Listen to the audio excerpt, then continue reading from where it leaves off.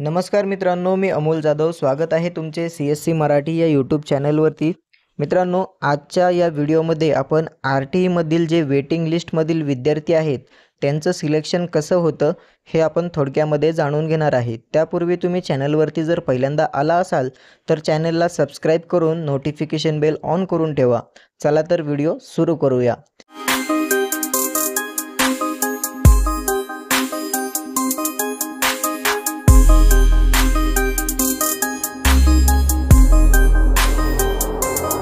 मित्रांनो, RTEच्या ऑफिशियल साईटवरती आल्यानंतर इथे आपल्याला अशा प्रकारचा हा डॅशबोर्ड जो आहे तो खालच्या साईडला बघायला मिळेल. यामध्ये तुम्ही पाहू शकता RTE 25% dashboard for academic year 2024-25. यामध्ये नंबर ऑफ ॲप्लिकेशन म्हणजेच टोटल ॲप्लिकेशन पाहू शकताय तुम्ही इथे 2,42,516 ॲप्लिकेशन जे आहेत ते यावर्षी आलेले आहेत. यामधील नंबर ऑफ सिलेक्शन म्हणजेच जे पात्र विद्यार्थी आहेत ज्यांचे लॉटरीमध्ये नंबर लागलेले आहेत तर 93,009 विद्यार्थ्यांचं सिलेक्शन हे रेग्युलर सिलेक्शनमध्ये झालेलं आहे. त्यानंतर वेटिंग लिस्टमध्ये जर बघितलं तर आपण 71,276 विद्यार्थी जे आहेत ते वेटिंग लिस्टमध्ये ठेवण्यात आलेले आहेत व आत्तापर्यंत रेग्युलर सिलेक्शनमधून 50,762 विद्यार्थी जे आहेत ते ॲडमिशन कन्फर्म केलेले आहेत. आता जर बघायला गेलं तर आपण 50,000 विद्यार्थ्यांचं ॲडमिशन जे आहे ते कन्फर्म झालं आहे व अजून टोटल सिलेक्शन झालेलं आहे ते 93,009 विद्यार्थ्यांचं आहे. तर जवळपास 41,000 विद्यार्थी जे आहेत ते अजून ॲडमिशन कन्फर्म केलेले नाही आहेत किंवा पडताळणी समितीकडे जाऊन डॉक्युमेंट व्हेरीफाय केलेले नाही आहेत. आता हे जर विद्यार्थी आज शेवटची तारीख आहे, आज पण हे जर जाऊन डॉक्युमेंट व्हेरीफाय केले नाही, पडताळणी समितीकडे जाऊन प्रवेश कन्फर्म केला नाही तर यांचे प्रवेश जे आहेत ते रद्द केले जातील व जे काही वेटिंग लिस्टमधील विद्यार्थी आहेत व वेटिंग लिस्टमधील विद्यार्थ्यांना अनुक्रमे SMS जे आहेत ते पाठवले जातील. तर त्यासाठी तुम्हाला इथे ॲप्लिकेशन वाईज डिटेल्स ही एक टॅब देण्यात आलेली आहे. यावरती तुम्हाला क्लिक करायचं आहे. यावरती क्लिक करून तुम्हाला तुमचं ॲप्लिकेशन नंबर टाकून घ्यायचा आहे व इथे गो बटन दिलेलं आहे. यावरती क्लिक करून तुमच्या ॲप्लिकेशनचे स्टेटस तुम्हाला रोज आता इथून पुढे रोज तुम्हाला चेक करायचे आहे. समजा तुम्ही जेव्हा लॉटरी लागली त्यावेळेस जेव्हा तुम्ही नंबर चेक केला असेल आणि त्यावेळेस तुम्हाला इथे तुमचा वेटिंग लिस्टमधील नंबर समजा 10 नंबरला दिसत असेल तर तुम्ही आजच्या दिवसाला जर तुम्ही चेक करत असाल तर तो 10 वरून 8 वरती, 7 वरती, 5 वरती, 3 वरती किंवा 2 वरती आलेला तुम्हाला बघायला मिळेल. हे तुमच्यासोबत झालेलं आहे की नाही हे देखील तुम्ही आम्हाला कमेंट करून कळवा.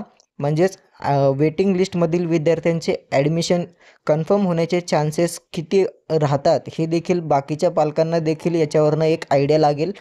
त्यानंतर जर समजा तुमचा ॲडमिशनमध्ये वेटिंग लिस्टमधून नंबर लागला, RTEच्या वेटिंग लिस्टमधून तुमचा प्रवेश जो आहे तो कन्फर्म झाला तर यामध्ये कन्फर्म होण्याचे जास्तीत जास्त चान्सेस जे राहतात ते पहिले 1 ते 5 जे विद्यार्थी आहेत त्यांचे सगळ्यात जास्त चान्सेस राहतात की वेटिंग लिस्टमधून ॲडमिशन जे आहे ते आपलं कन्फर्म होण्याचे. त्यानंतर आता तुम्हाला जर समजा SMS आला तुम्हाला आणि डॉक्युमेंट व्हेरिफिकेशनसाठी बोलवलं तर त्यासाठी सगळ्यात पहिलं तुम्हाला काय करावं लागणार हे देखील आपल्याला इथे पोर्टलवरती सांगण्यात आलेलं आहे. इथे तुम्ही पाहू शकताय निवड यादीतील किंवा प्रतीक्षा यादीतील विद्यार्थ्यांची जेव्हा प्रवेशपात्र बालकाच्या पालकांनी अर्ज भरताना जी कागदपत्रे नोंदवली आहेत त्या सर्व कागदपत्रांच्या मूळ प्रती तुम्हाला सोबत घेऊन जायच्या आहेत. तसेच सोबत अलॉटमेंट लेटरची प्रिंट घेऊन जायची आहे व RTE ऑनलाईन प्रवेश प्रक्रिया सन 2024-25 या वर्षाकरिता निवड यादीतील प्रवेशपात्र बालकाच्या पालकांना त्यांच्या मोबाईलवरती SMS प्राप्त होतील. परंतु पालकांनी फक्त SMSवरती अवलंबून न राहता RTE पोर्टलवरील अर्जाची स्थिती या टॅबवरती आपला अर्ज क्रमांक लिहून लॉटरी लागली अथवा नाही याची खात्री करायची आहे. तर वेटिंग लिस्टमधील विद्यार्थ्यांनी देखील हे सारखं चेक करत राहायचं आहे. त्यानंतर अर्ज भरताना जी कागदपत्रे नोंदवली आहेत त्या सर्व कागदपत्रांच्या मूळ प्रती व साक्षांकित प्रती पडताळणी समितीकडे जाऊन विहित मुदतीत आपला प्रवेश अर्ज जो आहे तो निश्चित करावा लागणार आहे. तर जे काही वेटिंग लिस्टमधील विद्यार्थी असतील त्यांना देखील एक टाईम दिला जाईल. त्या टाईमामध्ये तुमचं वेटिंग जे डॉक्युमेंट आहेत ते व्हेरिफिकेशन करण्यासाठी बोलवले जाईल. त्या टाईममध्ये तुम्हाला तुमचे डॉक्युमेंट जे आहेत ते व्हेरीफाय करून तुमचे ॲडमिशन जे आहे ते निश्चित करायचं आहे. त्यानंतर तुम्हाला पडताळणी समितीकडून याची एक रिसीट दिली जाईल. ती रिसीट तुम्हाला घेणे आवश्यक आहे. त्यानंतर प्रतीक्षा यादीतील विद्यार्थ्यांनी अर्जाची स्थिती या टॅबवर आपला अर्ज क्रमांक लिहून प्रतीक्षा यादीतील आपला नंबर चेक करत राहायचा आहे. निवड यादीतील विद्यार्थ्यांनी प्रवेश घेण्याची मुदत संपल्यानंतर मगच प्रतीक्षा यादीतील विद्यार्थ्यांना अनुक्रमे SMS पाठवले जातील. हे इथे क्लिअर लिहिलेलं आहे. हे सर्व पालकांनी इथे एकदा वाचून घ्या. निवड यादीतील विद्यार्थ्यांना प्रवेश घेण्याची मुदत संपल्यानंतर म्हणजेच आजचा दिवस संपल्यानंतरच प्रतीक्षा यादीतील विद्यार्थ्यांना अनुक्रमे SMS जे आहेत ते पाठवले जाणार आहेत.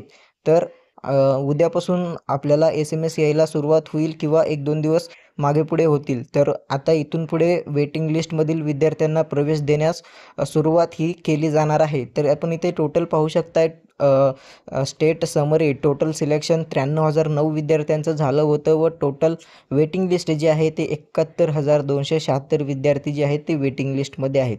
तर मी तुम्हाला जसं सांगितलं की तुम्हाला जर SMS आला तर SMS आल्यानंतर तुम्हाला हे हमीपत्र दिसत आहे, हे डाउनलोड करायचे आहे आणि हे हमीपत्र तुम्हाला पेनाने भरून द्यायचे. पालकांचं हे हमीपत्र असतं तर पालकांनी हे पूर्ण भरायचं आहे, सोबत घेऊन जायचं आहे. त्यानंतर जर तुमचा प्रवेश जर इथे लागला वेटिंग लिस्टमधून तर तुम्हाला अलॉटमेंट लेटर डाउनलोड करायचं आहे आणि ते सुद्धा सोबत घेऊन जायचं आहे.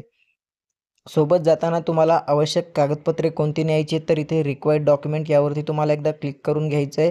ही PDF डाउनलोड होईल. डाउनलोड झाल्यानंतर तुम्ही इथे बघू शकताय.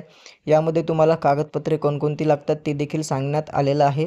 RTE 25% ऑनलाईन प्रवेशाकरिता लागणारी सर्व कागदपत्रे ही पालकांनी ऑनलाईन प्रवेश भरण्याच्या अंतिम तारखेपूर्वीची असावीत. म्हणजेच RTचा फॉर्म भरण्याची शेवटची जी तारीख होती त्या तारखेच्या अगोदरची तुमची ही कागदपत्रे असणे आवश्यक आहे. त्यानंतरची कागदपत्रे जर असतील तर ती स्वीकारली जाणार नाहीत. जर तुम्ही RTचा फॉर्म भरल्यानंतर कागदपत्रे काढली असतील व ती तुम्ही घेऊन पडताळणी समितीकडे गेला तर तुमचा प्रवेश रद्द करण्यात येऊ शकतो. हे पालकांनी इथे लक्षात घ्यायचं आहे. आता मेन कागदपत्र जर म्हटलं तर तुम्हाला इथे बाळाचं आधार कार्ड सोबत घेऊन जायचं आहे, रहिवासीचा पुरावा तुम्हाला सोबत घेऊन जायचा आहे आणि जन्मतारखेचा पुरावा ही सोबत घेऊन जायचं आहे. तर ही RTमध्ये सर्व जे काही सर्व पात्र बालक आहेत त्यांना आवश्यक कागदपत्र ही राहणार आहेत. तसेच जर तुम्ही अजून दिव्यांगसाठी किंवा दुसऱ्या कुठल्या रिझर्वेशनसाठी तुम्ही जर अप्लाय केला असेल आणि त्यामधून तुमचा नंबर लागला असेल तर तुम्हाला ही PDF एकदा वाचून घ्यायची आहे. त्याप्रमाणे तुम्हाला कागदपत्रे सोबत घेऊन पडताळणी समितीकडे जायचे आहेत व जे काही रहिवासीचा पुरावा देणार आहेत यामध्ये जर तुम्ही स्वतःचं घर असेल तर रेशनिंग कार्ड देऊ शकताय, ड्रायव्हिंग लायसन्स देऊ शकताय, वीज बिल देऊ शकताय, त्यानंतर पाणीपट्टी, प्रॉपर्टी टॅक्स देऊ शकताय, घरपट्टी देऊ शकताय, नॅशनलाइज बँकेचं पासबुक असेल तर ते देऊ शकताय, आधार कार्ड देऊ शकताय, मतदान ओळखपत्र देऊ शकताय, पासपोर्ट देऊ शकताय. फक्त तुम्ही हे स्वतःचं घर असेल तर देऊ शकताय आणि ही कागदपत्रे निवासी पुरावा म्हणून नसतील तरच भाडेतत्त्वावर राहणाऱ्या पालकांकरिता भाडे करार हा दुय्यम निबंधक कार्यालयाचा नोंदणीकृत असावा. भाडे करार फॉर्म भरण्याच्या अंतिम दिनांकाच्या पूर्वीचा असावा व त्याचा कालावधी 11 महिन्यांचा किंवा त्यापेक्षा जास्त कालावधी असलेला असावा. हा निवासी पुरावा म्हणून ग्राह्य धरण्यात येणार आहे. तर महत्त्वपूर्ण असा व्हिडिओ, यामधून तुमच्या मनातील सर्व प्रश्नांची उत्तरे देण्याचा मी प्रयत्न केलेला आहे. व्हिडिओ आवडल्यास व्हिडिओला नक्कीच लाईक करा आणि आपल्या मित्रमैत्रिणींसोबत नक्की शेअर करा. जय हिंद, धन्यवाद.